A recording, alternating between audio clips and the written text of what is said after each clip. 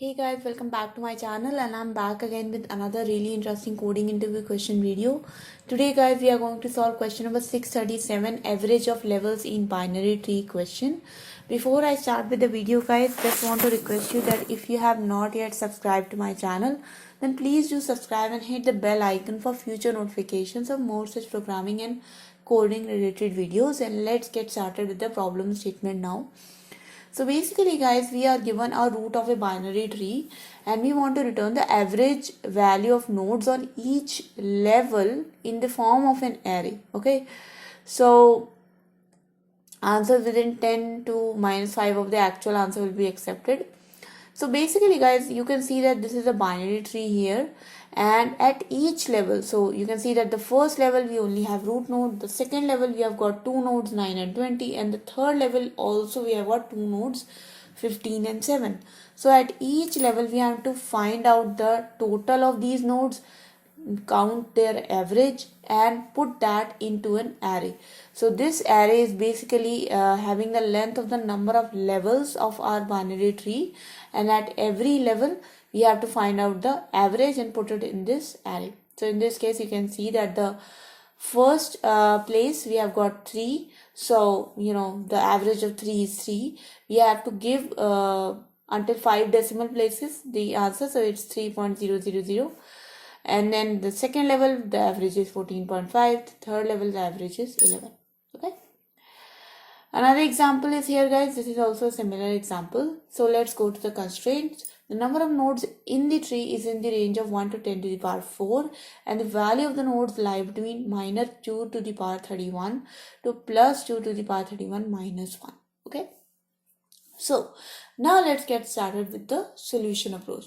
So guys, to solve this problem in the minimum amount of time, we are going to use a breadth first search. Okay, breadth first search means that we are going to check all the nodes level by level.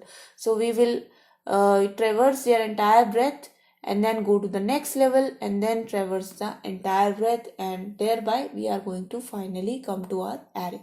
Okay, so that's the solution approach guys. I'm sorry about this spelling. Okay, I hope it's this.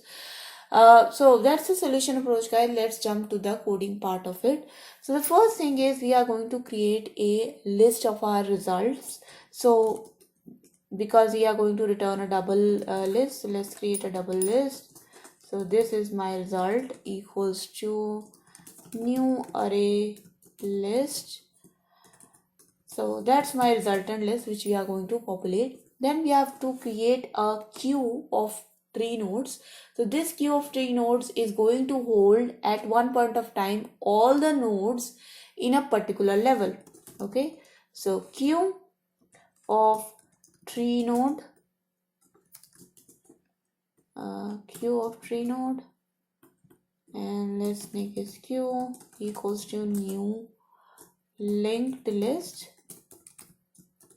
and close the bracket. Okay, so the first node by default, the first node in the first level is our root node. Okay, so just add the root node in this queue. So queue dot add root. So as I told you before, this queue is going to hold a number of nodes in a particular level at one point in time. So at one level, it is going to just hold all the nodes in that level. Okay, so we are going to traverse through this queue, make sure all the nodes are placed into the queue for each particular level, and then all the nodes are retrieved from the queue and added as an average value.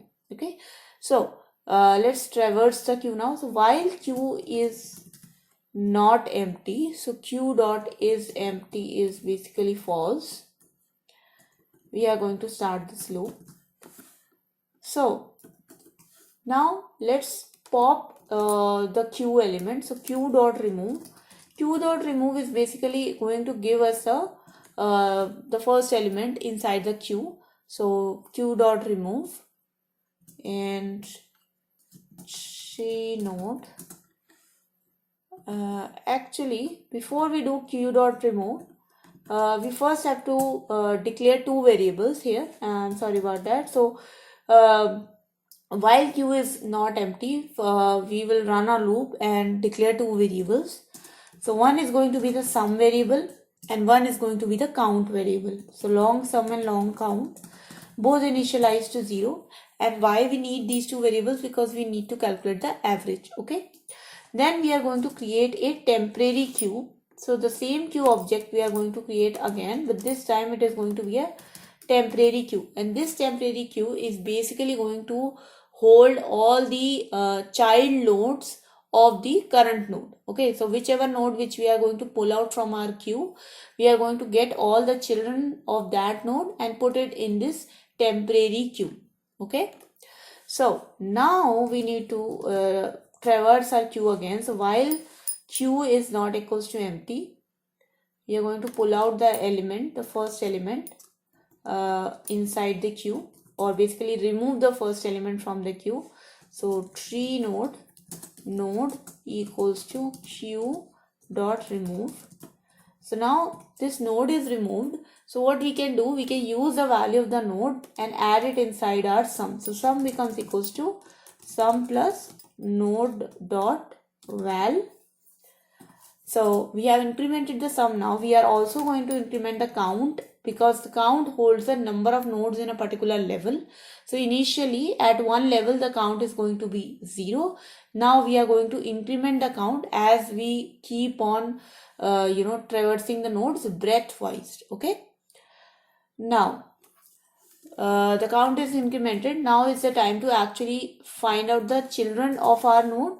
So if node dot left child, that means the left child, if this is not equals to null, then we are simply going to add that left child in our temp list. So temp dot add node dot left.